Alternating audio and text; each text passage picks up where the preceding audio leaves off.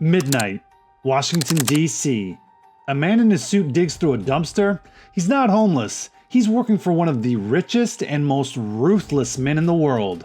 A man who admired warriors and treated business like war. To him, it isn't about being better. It's about being willing to do what others won't. Larry Ellison was born in the Bronx in 1944 to an absent father who was a U.S. Army Air Force pilot. He was given up for adoption by his mother at only 9 months old. His aunt and uncle adopted him as their own and raised him in a small Chicago apartment. He didn't even realize it until later in his life. My dad just said right before dinner, "Oh, by the way, you were adopted and we're having meatloaf tonight." As a teenager, he bought a turquoise blue Thunderbird and drove it straight to California. He'd eventually land a job at Amdale and became good friends with Stuart Fagan. I went into my cubicle the first day I worked there, and across the hall were a couple of guys who never seemed to do any work. They just talked all the time. And one of them did nothing but talk about himself, how smart he was, how stupid everyone else was, and how he really ought to be running everything. And that was Larry Ellison.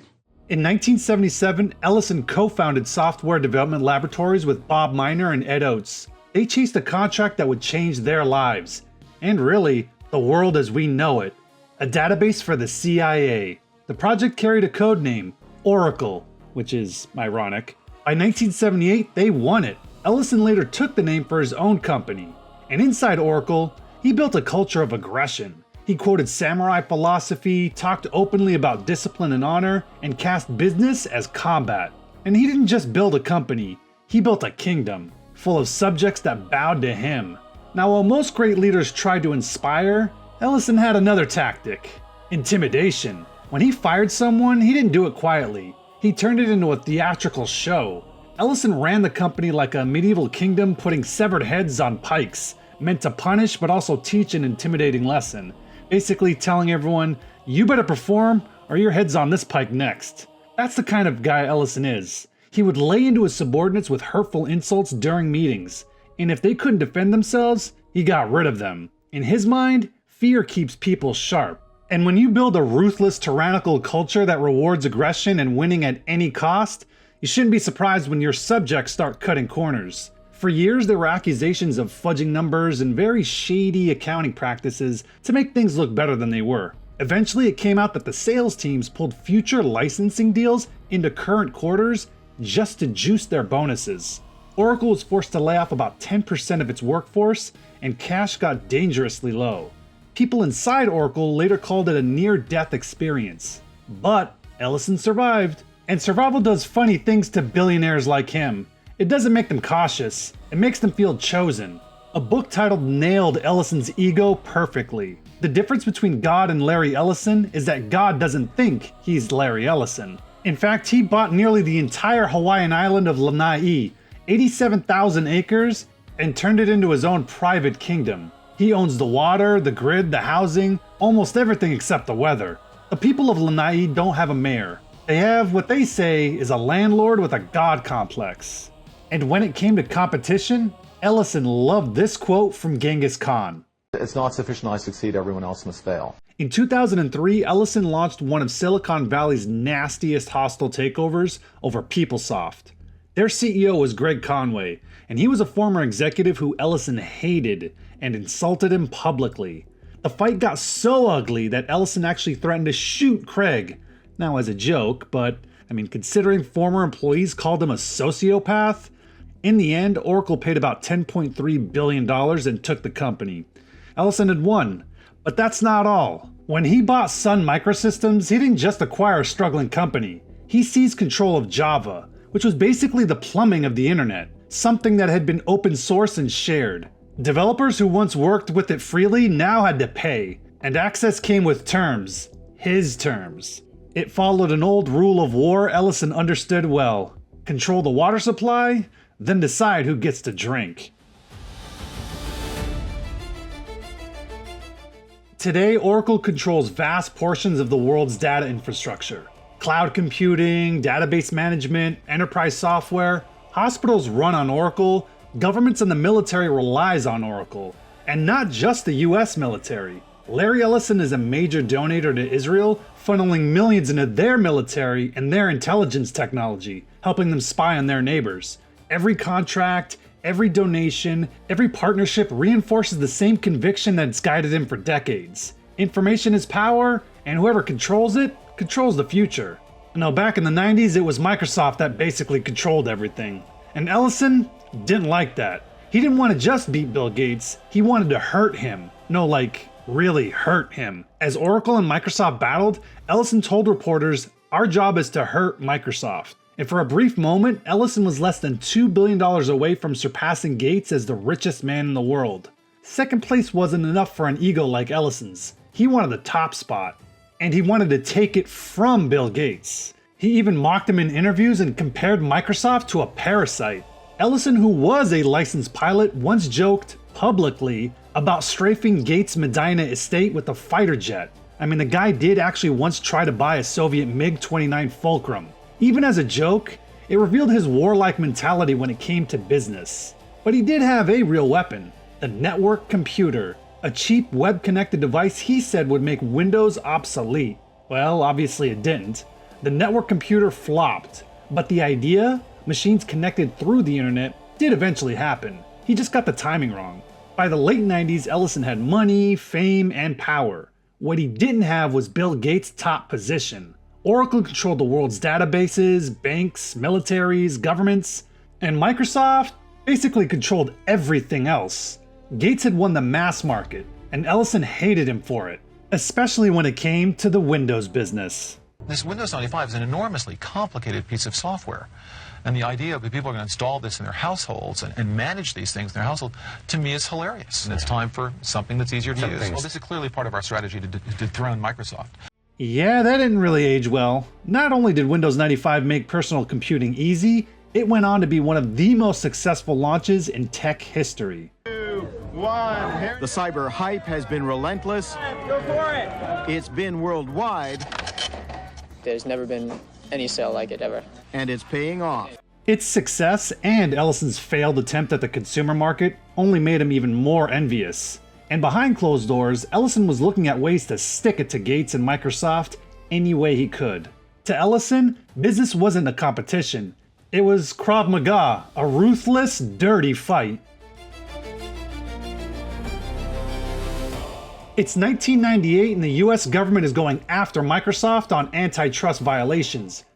The Justice Department has charged Microsoft with engaging in anti-competitive and exclusionary practices designed to maintain its monopoly in personal computer operating systems. For years, Ellison had accused Bill Gates of playing dirty, which was ironic coming from him. But the US government was saying the same thing in court, and Ellison flooded the media with quotes about corporate abuse from Microsoft. He framed Gates as a threat to the industry itself. Then something strange happened. Suddenly, think tanks and advocacy organizations popped up everywhere, all insisting that Microsoft wasn't a monopoly. Ellison didn't buy it. He believed Microsoft was secretly funding these groups to manipulate public opinion. If true, it's a scandal. So Ellison is gonna get proof any way he could.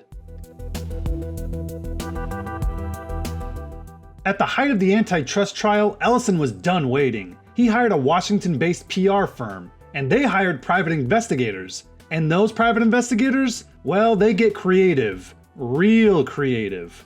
Night after night, they sift through garbage bags in the dark. Coffee-stained memos, crumpled drafts, shredded donor lists. Not at Microsoft headquarters though, but behind law firms and advocacy groups tied to the case. They studied trash schedules and followed janitors, even offering some of them $1,200 for access to their trash. But it works. The investigators uncovered documents suggesting Microsoft did actually fund those supposedly independent groups. Then the story broke.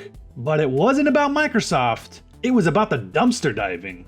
The story breaks across every newspaper, every cable news channel, and even in online forums. Oracle didn't just spy on Microsoft, they dove into their trash. I mean, seriously, if you're a media journalist, which story is more interesting? Microsoft funding organizations to help their PR during an antitrust investigation? Or a wannabe samurai CEO who hired grimy PIs to go dumpster diving on a rival he hated? It's a PR disaster for the company. So Larry Ellison calls a press conference. Standing at his Redwood Shores headquarters, Ellison faces the cameras with his trademark smug smirk. And instead of apologizing, he joked about personal hygiene and then said what he did was a public service. That's right, the billionaire who dug through trash was now claiming to protect democracy.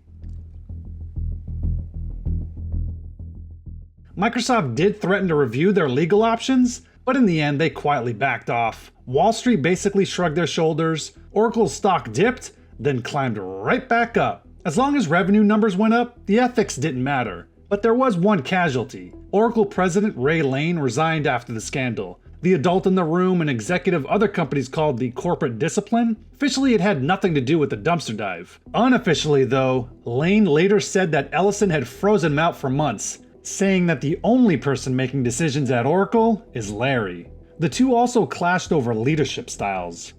You know, the top 10% get rewarded millions, and everybody else, you know, falls by the wayside. They're weak soldiers, shoot them. Ellison had faced public humiliation and came out richer, and yet he still wanted more. In 2001, just days before Oracle reported disastrous earnings, Ellison sold about $900 million worth of his own stock, which, reminder, insider trading is illegal.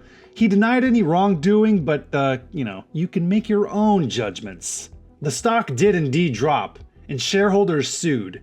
In what should have been an investigation, regulators declined to even look into it. Once again, the lesson was clear. Rules existed, they just didn't apply to him. The dumpster diving scandal didn't destroy Larry Ellison's career, neither did alleged insider trading. It only cemented it, because in his version of capitalism, shame has no price tag.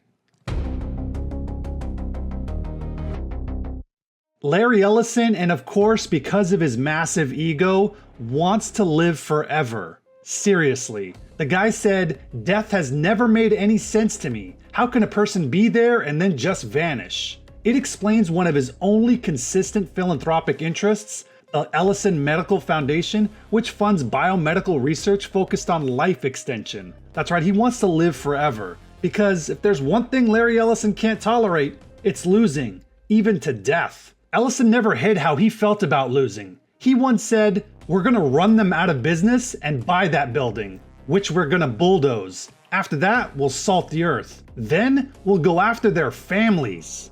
Which, considering who he donates to, his quote is exactly on brand. For decades, Ellison sold databases. Now, he's selling total visibility. In a keynote, he described Oracle's newest creation, a vast AI-powered surveillance network that can monitor entire populations in real time, tracking vehicles, faces, and behaviors across cities and borders. Citizens will be on their best behavior because we're constantly recording and reporting everything that's going on. That's right. He wants AI to make sure all of us stay on our best behavior. And it's not enough just to watch us. He wants to watch what we're watching. When his friends in the government came looking for a trusted partner to take over one of the most powerful social media platforms on Earth, they came to Larry Ellison to help secure the narrative. I guess we've come full circle, considering he started his career getting in bed with the CIA and building a database, to now getting back with them to spy on citizens. The billionaire who once dug through garbage for information now wants to watch the entire world profitably and permanently.